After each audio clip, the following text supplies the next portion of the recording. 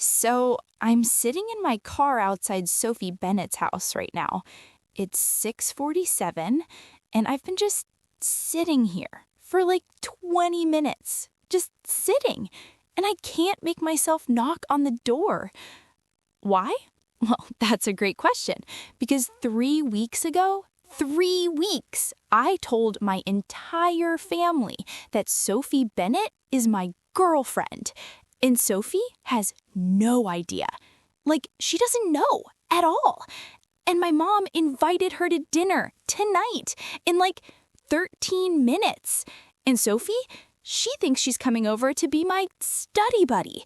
Because apparently when you're panicking, you just keep lying. You just keep digging the hole deeper and deeper and... I should probably back up. How did a girl who's literally never had anyone look at her twice convince her entire family she's dating Sophie Bennett? Like the Sophie Bennett, the smartest girl in school, the one everyone knows, the one who's got her entire future figured out. Yeah, that girl. Okay, so let me start from the beginning, because this is like a masterclass in how to completely obliterate your life in 3 weeks. My name is Maya Chen. I'm 17, and up until about 3 weeks ago, I was invisible. Like, not metaphorically, I mean actually invisible. I had a whole system going. Headphones, hoodie, eyes down. I just moved through Lincoln High like a ghost. Sat in the back, never talked, ate lunch in the library where nobody could see me. I went weeks where the only person saying my name out loud was my English teacher during attendance. That was literally it. And honestly, I was fine with it. Being invisible meant I didn't have to deal with drama, didn't have to deal with people, didn't have to figure out why I was spending my nights watching Sapphic TikTok compilations, and you know what? Never mind. The thing about being invisible is you notice everything. You just become this observer of everyone else's lives. And there was one person I'd been, observing a little too closely since sophomore year. Sophie Bennett. God, where do I even start? She walks into a room and like the whole room changes, you know? She's brilliant, like scary brilliant. Did a TED Talk when she was 15, reads philosophy for fun, has opinions about things I didn't even know you could have opinions about. And she's beautiful in this way that just makes your brain stop working, which is ironic considering. But here's the thing. Sophie didn't know I existed. Like, we've been in the same school for 3 years, and I don't think she's ever even looked at me. Not once. So obviously, I did what any completely normal, well-adjusted person would do. I memorized her schedule. I watched her. I definitely did not develop a massive, all-consuming, oh my god, I think I'm gay crush on her. Totally normal behavior for a well-adjusted human. Family dinner 3 weeks ago. So it's Sunday night, family dinner time. Very typical, very boring. My mom, my dad, my older brother Marcus, who's home from college. We're doing the whole go around and share your week thing. And then my mom hits it with me. Sweetie, are you seeing anyone? I feel like we never hear about your social life. Normal people would just say no, right? Just say no and move on. But Marcus, golden child Marcus, who does everything right, he decides now is the perfect time to be helpful. Come on, sis, you're a junior. You've got to have someone you like. What about that kid from math class? And I don't know what happened to me. Like, I just snapped. Something inside me just broke. Actually, I am seeing someone. The whole table went dead silent because Maya Chen doesn't date. Maya Chen doesn't even go to parties. My mom literally put down her fork. You are? Honey, that's wonderful. What's his name? And this is where my brain should have kicked in. This is where I should have said, just kidding, or never mind, or literally anything else. But instead, my mouth just started moving, like it wasn't even connected to my brain anymore. Her name is Sophie. You could hear like an actual pin drop. My dad's eyebrows went up. Marcus actually stopped chewing, and my mom, she just went straight into full, I'm a cool, accepting carrot mode. Oh, Maya, that's wonderful. We're so happy you felt comfortable sharing that with us. Tell us about her. And a smart person would have kept it vague. She's nice, she goes to school, can we please talk about something else? But apparently, when I panic, I become a novelist. She's really smart, like intimidatingly smart. She's on debate team and she wants to study political science. And she's incredible. She makes me want to be better, you know? I was literally describing my actual feelings about a girl who didn't know my name, a girl I'd never spoken to. My mom was practically crying with joy. You have to bring her to dinner this weekend. We'd love to meet her. And I should have said no. I should have. But my mom looked so happy, and my dad was smiling, and Marcus was looking at me like I wasn't completely pathetic for the first time in years, and I just, yeah, sure, I'll ask her. So that's how I accidentally came out to my family and invented a relationship with a girl who didn't know I existed. All in one dinner. Great job, Maya. Really stellar decision-making there. Monday morning, I had a mission. Talk to Sophie Bennett. Simple, right? Just go up, say hi, explain the situation, ask if she'll pretend to be my girlfriend for one night. I walked to her locker 4 times that day. 4 times I stood there like 5 feet away trying to make my mouth work. And 4 times I turned around and pretended I was looking for something in my bag. By lunch, I was ready to just come clean, tell my parents I made it up, confess everything, go back to being invisible. But then I walked past the library and there she was, Sophie, alone at a table, surrounded by books, completely focused, just tucking her hair behind her ear in that way that made my stomach actually flip. And I thought, what if I just talked to her like a normal person? So I did possibly the creepiest thing I've ever done in my life. I went home and I speed read the entire Second Sex by Simone de Beauvoir, the entire thing in one night with coffee, all of it. Tuesday, I see Sophie in the hallway. She's alone. It's now or literally never. I walk up to her, heart absolutely pounding, and I'm like, "Hey, Sophie?" She turns around, and for the first time in 3 years, Sophie Bennett actually looks directly at me. And oh my God, her eyes were even more gorgeous up close, like unfairly gorgeous. Sophie, polite but confused, says, "Hi, I'm Maya. We're in AP history together." I sit in the back. "Oh, yeah, sorry, I'm terrible with faces." She didn't remember me. Of course she didn't. "No, totally fine. I saw you were reading de Beauvoir yesterday, and I just finished it, and I was wondering, what did you think about her argument on transcendence versus immanence?" And I'm standing there thinking, if she doesn't respond, I can just walk away and die. But then her whole face just changed, lit up. "Oh my God, you read de Beauvoir? Nobody at the school reads actual philosophy." And just like that, we were talking, actually talking, standing in the hallway for 20 minutes, just discussing existentialism and feminism, like it was the most natural thing in the world. And she was even more incredible than I'd imagined. The way she talked about ideas, the passion in her voice, the way she actually listened when I spoke. I forgot why I'd even approached her. I forgot about the lie completely. I forgot everything except how it felt to be seen by her. And then she said, "We should do this again. Do you want to study together sometime? I feel like I never meet people I can actually talk about this stuff." Study together. Sophie Bennett wanted to study with me. Yes, yeah, absolutely. When? Are you free Friday night? Friday night, the night of the family dinner. And that's when the absolute worst idea of my entire life just crystallized in my brain. What if I invited her to dinner?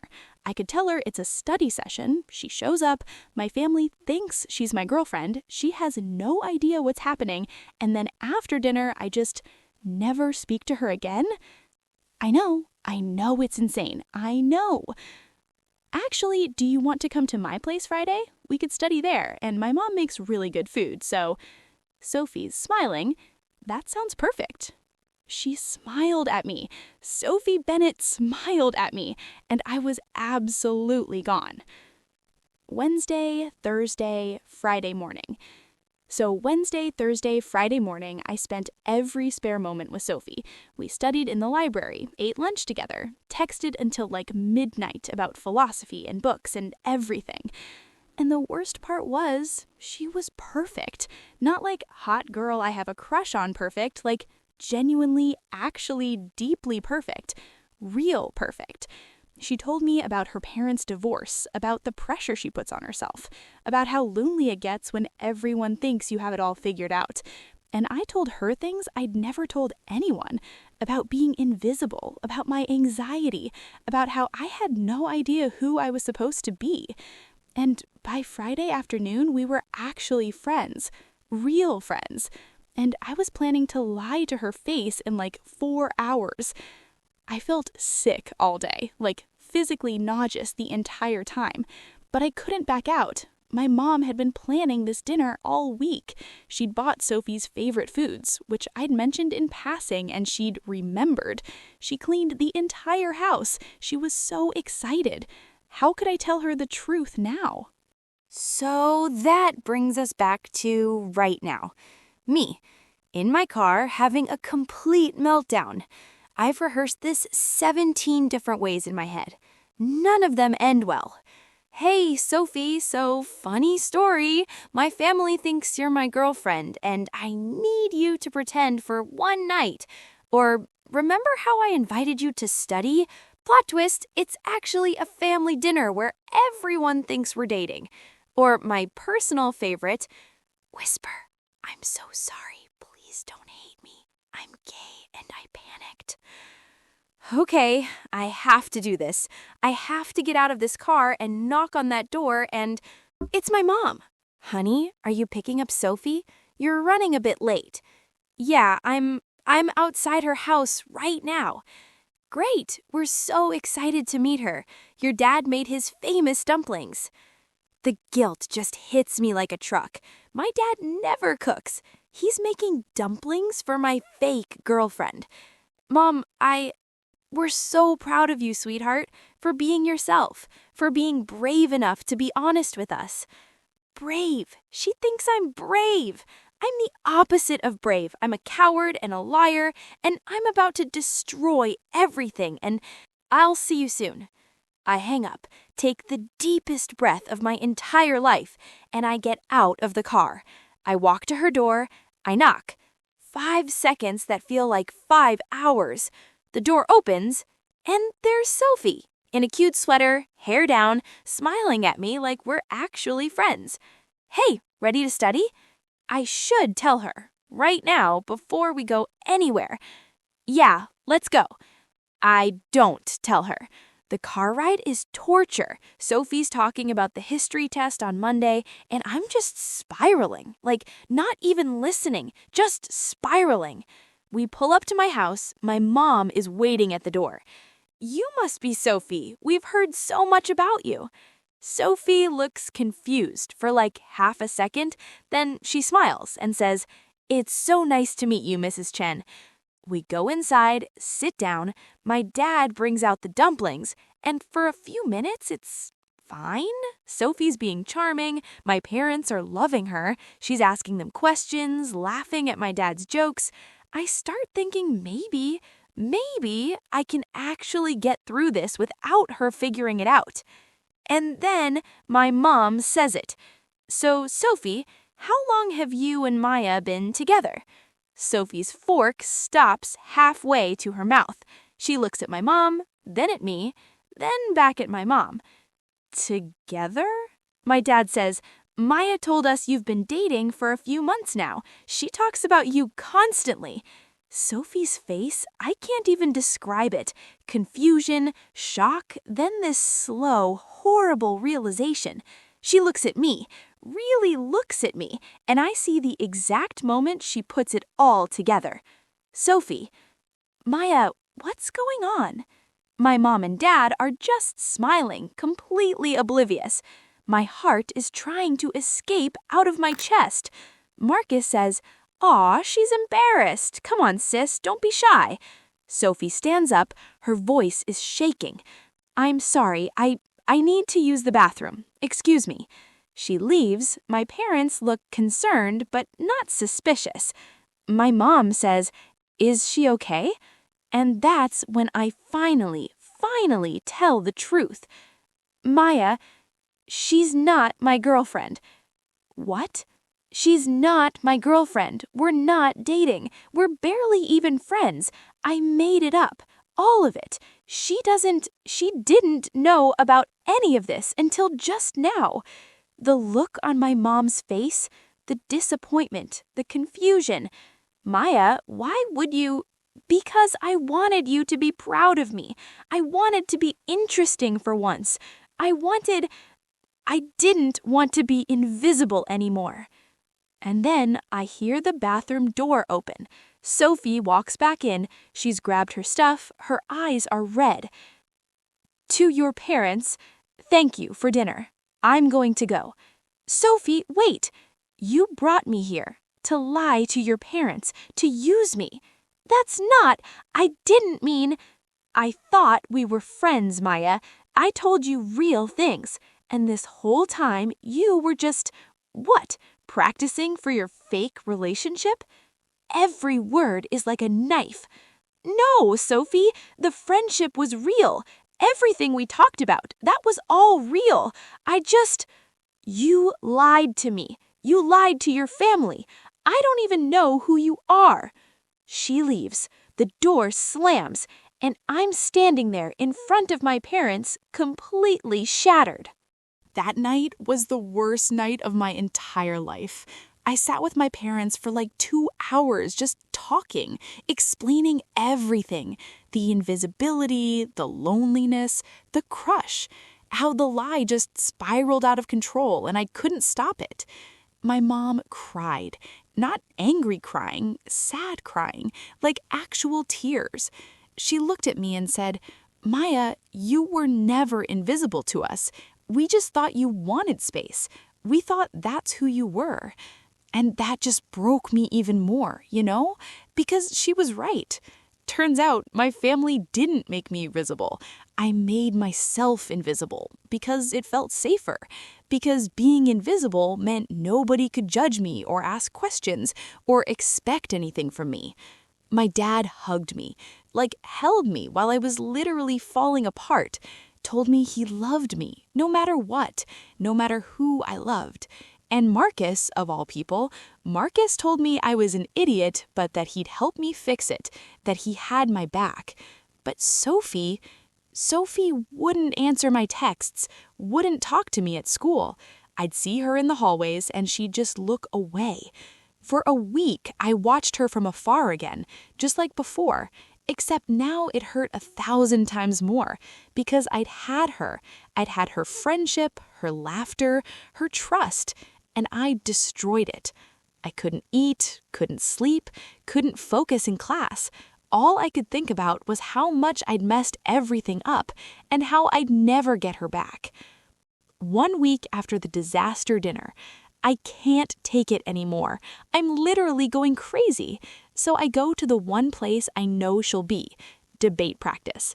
I wait outside the debate room for an hour, just standing there, trying to figure out what I'm even going to say. How do you fix something like this? How do you get someone to trust you again after you've lied to them like that? When she comes out, she sees me and immediately turns to walk away. She's so done with me, and I can't let her just leave, not again. Sophie, please, 5 minutes. That's all I'm asking. She stops. Doesn't turn around, but she stops, and I can see her shoulders tense up. I don't know what you want me to say, Maya. I don't want you to say anything. I want to tell you the truth, the real truth. She turns around then, arms crossed, walls completely up. But at least she's listening. At least she gave me this. My voice is shaking when I start talking because I'm literally terrified, but I have to tell her. I liked you. For 2 years, I've liked you. More than liked you. I watched you and I thought you were the most incredible person I'd ever seen. And I was so scared of what that meant, of what I was. I see her expression soften just a little, like maybe she's starting to understand. And when my family asked about my life, I said your name because you were the only person I wanted to talk about, the only person who made me feel something. And I know I shouldn't have lied to them or to you. What I did was selfish and horrible, and I know I can't take it back, but you could have just asked me. I stop. What? If you wanted to get to know me, if you wanted to be friends, or whatever, you could have just asked. You didn't have to create this whole elaborate lie. I just stare at her because she's right. I could have just asked. You didn't even know I existed. And then she says something that completely changes everything. That's not true. My heart literally stops. She has this small smile on her face, and she's like, you sat in the back of history class, and you always wore the same gray hoodie, and you doodled in the margins of your notebook. Sometimes I'd see what you were drawing. They were really good. She noticed me. This whole time, she actually noticed me. I wanted to talk to you, but you seemed like you wanted to be left alone, so I respected that. I'm like, I'm an idiot. And she laughs like a soft, genuine laugh and goes, yeah, you really are. But it's not mean, it's just truth. She sits down on the hallway floor, just like that. And after a second, I sit down next to her. We're just sitting there in the empty hallway outside the debate room. I'm still mad at you, she says quietly. You should be. And I don't know if I can trust you again. I know. And then she says, but those conversations we had, those were real to me too, and I miss them. I miss you. I'm literally about to cry, like actually crying right there in the hallway. What if we started over, for real this time? No lies, no expectations, just us. Sophie looks at me for what feels like forever. Then she says, hi, I'm Sophie. And I actually laugh. Even though I'm crying, I'm laughing. I'm Maya, and I'm absolutely terrible at talking to pretty girls. She's blushing when she asks, you think I'm pretty? I think you're everything. And right there, in that hallway after debate practice, Sophie Bennett kissed me. It wasn't like the movies. It was nervous and clumsy and shaky and just perfect. Her hands were shaking a little, and I could taste salt from where I'd been crying, and it was messy and real and honest. When we pulled apart, she's like, so do you want to go on an actual date? Like a real one this time? Yes, God, yes, absolutely yes. And maybe, eventually, I could meet your parents again under less insane circumstances? I'm laughing through tears at this point. My mom already loves you, fair warning. Good, because I kind of love her dumplings. So that's the story of how I lied my way into the most real relationship of my life. I know it sounds crazy. It is crazy. But sometimes the worst decisions lead you to exactly where you need to be. Sophie and I have been dating for 2 months now, like actual dating, with honesty and communication and all that healthy stuff you're supposed to do. It's weird not lying. It's actually really nice. We had a do-over dinner with my family last week. My mom cried again, but happy crying this time. My dad made dumplings. Marcus was embarrassingly supportive, like bragging about his queer sister to everyone. And Sophie held my hand under the table the whole time, just quietly supporting me while I dealt with my family being emotional about finally meeting my actual girlfriend for real. I'm not invisible anymore. Not to my family, not to Sophie, not even to myself. I'm still figuring out who I am, what being gay means for me, how to navigate all of this. I'm still scared sometimes, still worried I'm going to mess it up again, but I'm not doing it alone. And that changes everything. So if you're watching this and you've ever felt invisible or scared to be yourself, or like you had to lie to be accepted, you're not alone, and it gets better. And sometimes the most honest thing is just to tell people the truth about who you actually are, even if it's terrifying. Like, comment, subscribe if this resonated with you. Thanks for listening to my disaster.